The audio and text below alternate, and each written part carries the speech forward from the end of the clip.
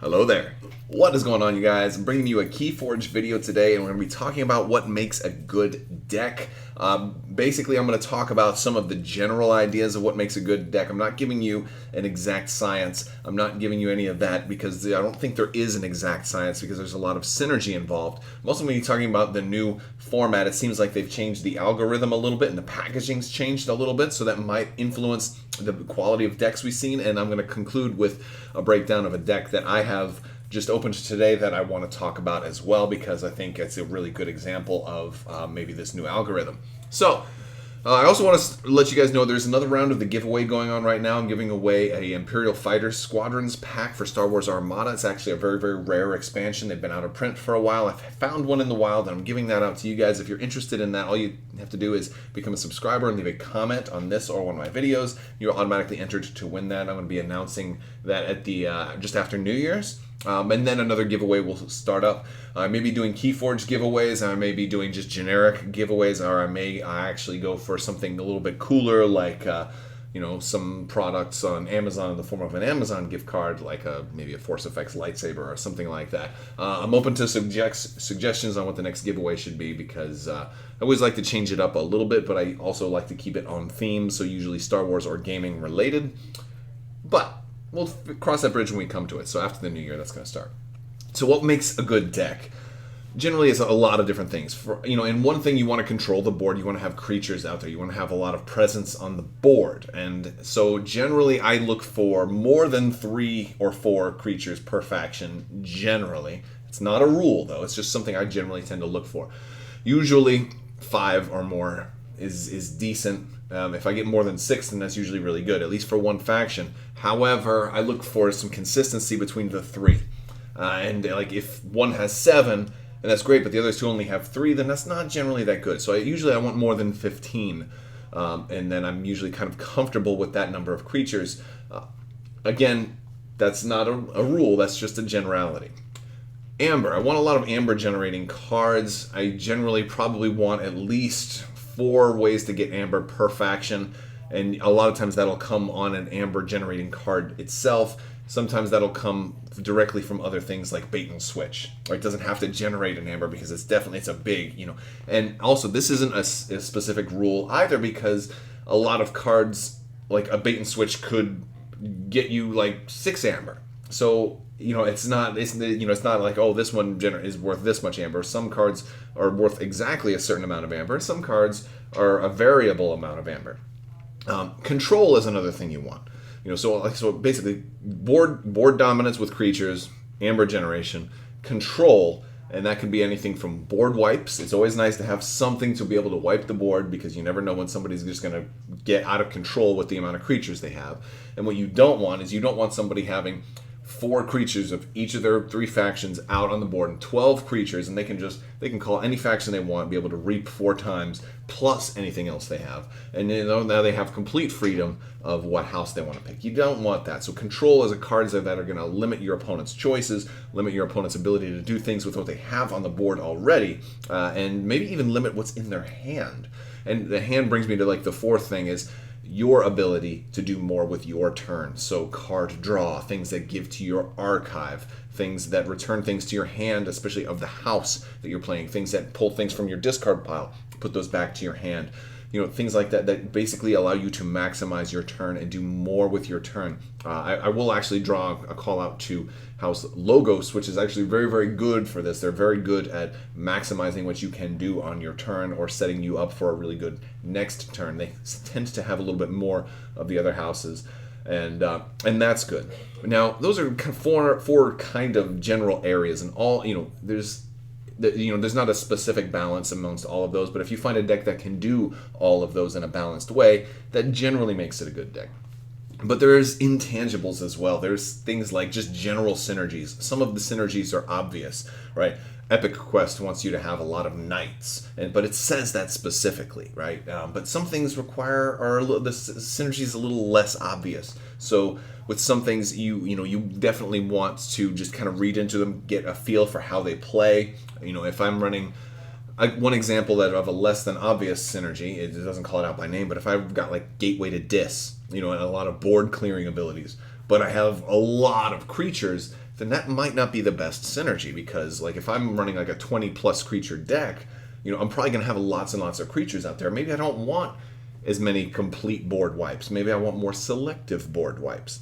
Granted, it's not bad to have board wipes even in a large creature deck, because there may come a point in time where your opponent wipes the board and then plays a whole bunch of creatures, and then you want to be able to respond exactly the same way. However, that's not always the best, especially you don't want 3 gateways to disses in a deck with 30 creatures.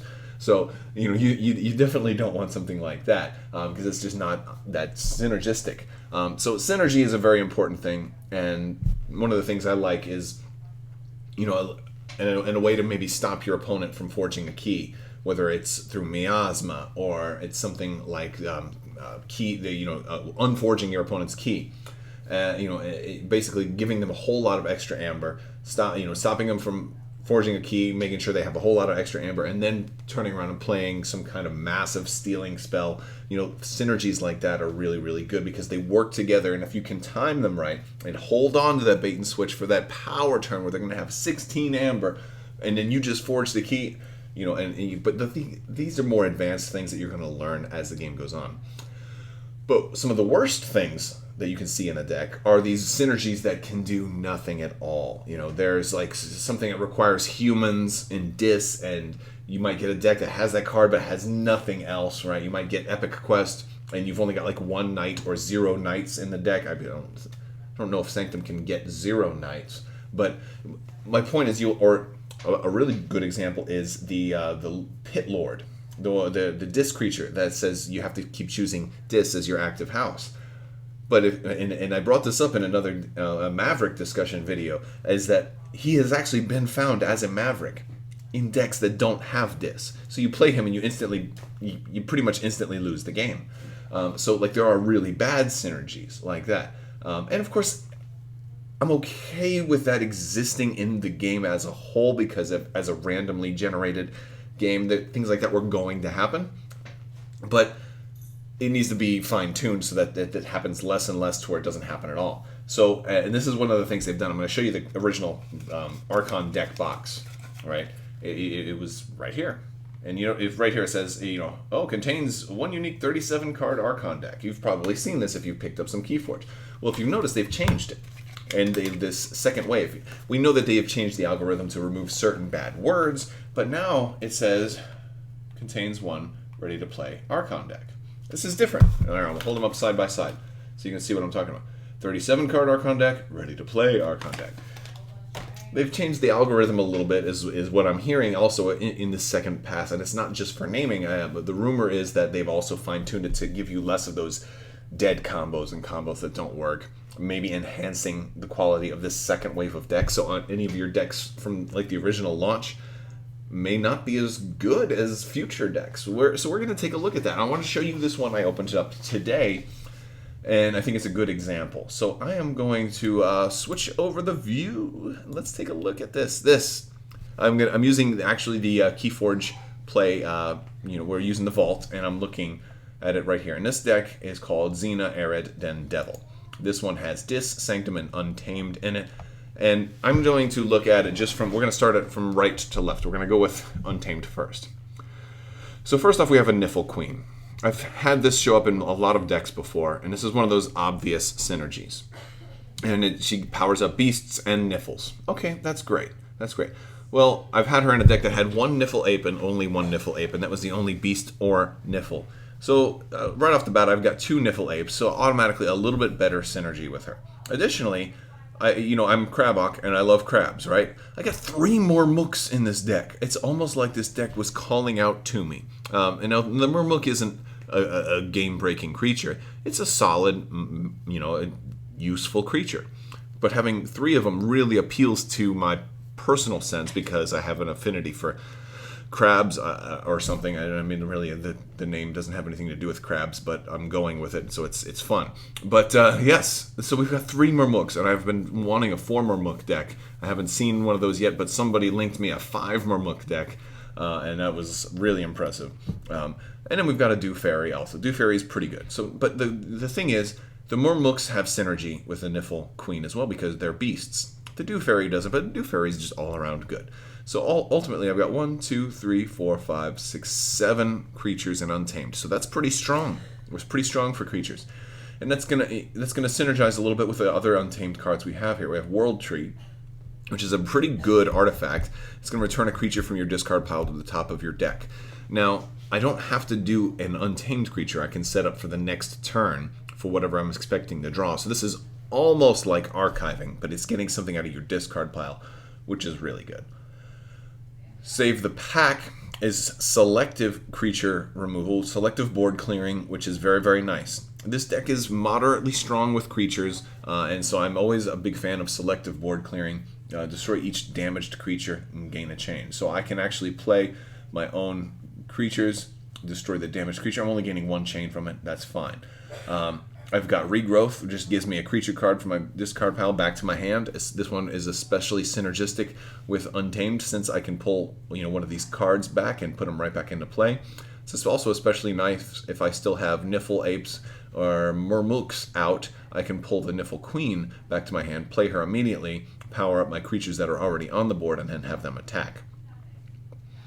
Regrowth, yeah, I just talked about that one. Grasping Vines can always be useful. There are certain artifacts that just really become difficult to deal with, and this can bounce them and gives you an amber. And Full Moon, which is a really good synergy with this one. You gain an amber each time you play a creature. That's just going to be really, really strong because there's a lot of synergy in just the Untamed side. We've got 7 creatures, so we can gain a lot of amber from that. We have ways to get creatures back into our hand, and then we can play them again if they're Untamed. So all in all, really happy about there's synergy for Untamed is really strong right off the bat. I've got a couple of, let's see, we got 1, 2, she's a potential, she's like 2.5. So not a whole lot of amber generation. Usually Untamed is a little bit better on the amber generation, but the fact that we have 7 creatures out, it helps me to deal with the need to generate amber. So, but just really good overall synergy with Untamed. If I could, I wouldn't mind swapping out maybe the Dew Fairy for maybe a different creature that's going to get me amber right away, or another Marmook just for shine. And that's another thing which is much less important, but the fun factor of a deck. For me, having a lot of Marmooks is fun because it's thematic and it gives me some giggles and some smiles while I'm playing. So I'll always, I'll always have a special place in my heart for something like that. Now, Sanctum, we're going to move over to Sanctum. There's some cool stuff in here. We've got a couple of knights. The Staunch Knight is strong. We got 2 Raiding Knights. Again, plays at capture, so we have some things to kind of slow our opponent's ability to forge keys. Now, in any deck that doesn't have shadows, you're always like, oh, well, they're going to know I'm not going to have a bait and switch. I'm not going to have, some of the really big ways to steal from them. Logos has some of that as well. But between the Marmooks and the capturing over here, we actually do have some effective ways to stop our opponent from forging keys. Commander Rymel is one of my favorite Sanctum creatures. He's just really, really nice, depending on the other creatures you have. But I definitely like his ability of being able to just use another creature. And Aniphiel, we got a lot of those. We got 1, 2, 3, 4, 5 knights. So that's I wouldn't be terribly upset if we had another one. Whispering Reliquary is not bad. It's, again, we have a decent amount of ways to deal with artifacts here, which aren't always index. Some more capture. So the stuns are really good, and I have 2 Radiant Truths. These are really cool. This is a little bit more board control, and it's kind of like the selective wipe. It's not exactly a wipe. It's not board clearing, but you can stun a whole lot of your opponent's creatures, especially if they end up getting a lot of them out there. You can stun each of them, all but 2. So if you don't use this just for if they have 2 creatures, this is really good if they've got like 5 or more creatures out there. Just bam, stun almost all of your creatures. An Honorable Claim, another mass capture. And we have 5 knights, so it can work. It could work. It would work a little better if we had 6 or more, but 5 is still pretty good. And this is the one. Glorious Few is another way to gain a lot of amber. But Doorstep to Heaven is really your big, not bait and switch, but it's like your big shutdown for when your opponent does get that excessive amount of amber. And this deck works for this. And this is kind of the synergy I'm talking about. This deck has a lot of capture. It has a lot of stall. And that's between the Marmooks, raising the cost of your opponent's key. And then I play all the Sanctum guys next turn, and I capture and I capture. And then you finally destroy my guys and get all this amber. And then I'm like, oh, okay, you have 18 amber? All right, I'll play Doorstep to Heaven now. Boom, you go all the way back down to 5. And by the way, I still have my Marmooks out, so it's going to cost you like 3 more turns until you can get the amber again to forge a key. So good synergy with Sanctum with Untamed. So Sanctum is decent on its own, but it happens to work with what I have going on in Untamed in those Marmooks as well. Now on to Dis, and if you've already been looking, you've already seen some of the Dis cards in here, and you're probably impressed. And I'll save the best for last. Flame Wreathed is just an overall good, decent card. It gives you an amber. And oh, by the way, how much amber did we have over here? 1 right there, 2, 3, 4, 5, and then none of these guys have any on them. No.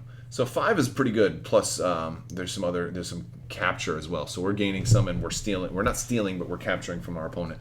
And also, well, this one doesn't have the amber symbol on it. This one, you selectively play this one to gain more. This is one of those. It's not a finite amount, but this could help you gain like 4 or 5. So a lot of amber gain in Sanctum. So Dist, Flame Wreath is good. Succubus, amazingly good card. Very, very good first turn play if you end up being first player as well. And we have 2 of those, so you have a pretty good chance to go for it. So this is a really good opportunity to say, you know what, I'm going to mulligan in hopes to draw a Succubus if I don't have Succubus first turn. You have a decent chance of getting her. Stealer of Souls is a strong creature that can do some purging, and purging is always nice selectively. And again, Snudge, we have a lot of artifact control, but this one is better because it's artifact or flank creature, so that much is really nice. We've got Schuler. It gives you a little bit of steal, not much. I want to go back to Snudge, though, for just a second, because he's a fight or reap ability. And this one synergizes really, really well with Commander Rymel. Use a friendly non-Sanctum creature. When they have abilities like this, it really helps you do stuff outside of house, and that's just really, really fun.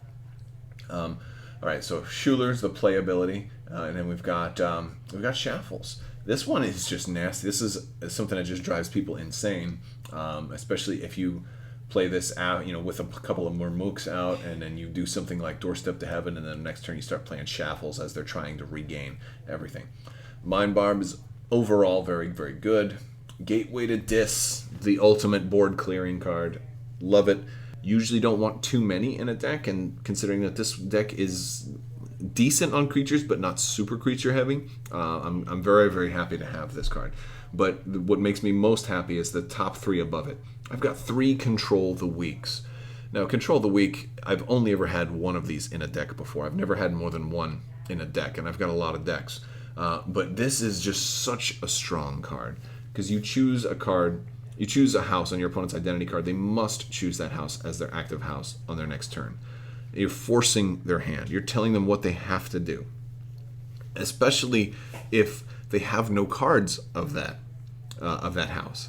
And one of the best ways to, and you can basically force them out. Like if I say you have to play Logos, and you play Logos, you're not. That means you can't do anything else. If you had no Logos cards in hand and had no Logos creatures out, you basically just have to pass your entire turn.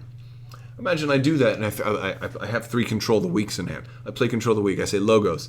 You're like, oh, well, I guess I'll just pass. I'm done. I'm like, oh, really? Oh, next turn. Control the Weak again. Logos. Oh, Control the Weak again. Logos. It's just insanity. If I get all of my creatures out here, and I'm able to get lucky with the right house, I can effectively stall you for a number of turns. And by watching selectively, I can really make this combo. So Dis here is extremely strong. And the only thing that would make Dis a little bit better is if we had the Dominator Bauble or something that we could do some stuff outside of house with Dis. That would be really helpful. But there is a lot of things that factor into this heavy Control the Weak game right here. First off, if you play a whole bunch of creatures, let's say you play 6 untamed creatures, all right, or something to that effect. Well, that tells me, all right, you just went through a lot of untamed. You probably don't have any more untamed in your hand. You may draw 1 untamed card, but you're not going to draw many. So I start the turn, I play Gateway to Dis first. Destroy all your creatures.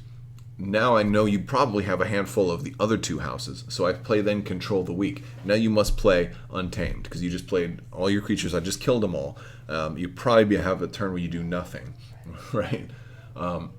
You know, and then we see how it goes. And I can even, if I'm not sure, I can make you discard first by playing Mind Barb. Whatever you discarded, that's one less card of, you know, that you have in hand. And to play this really well, you have to kind of watch what your opponent's doing. Wait, you know, watch what they're discarding, what they're playing. Oh, you haven't played any Mars cards in about 4 turns. You know they're going to have a hand full of Mars. So then what have they played the most of? You know, target that, and they'll be less likely to be able to do it. So just really strong stuff.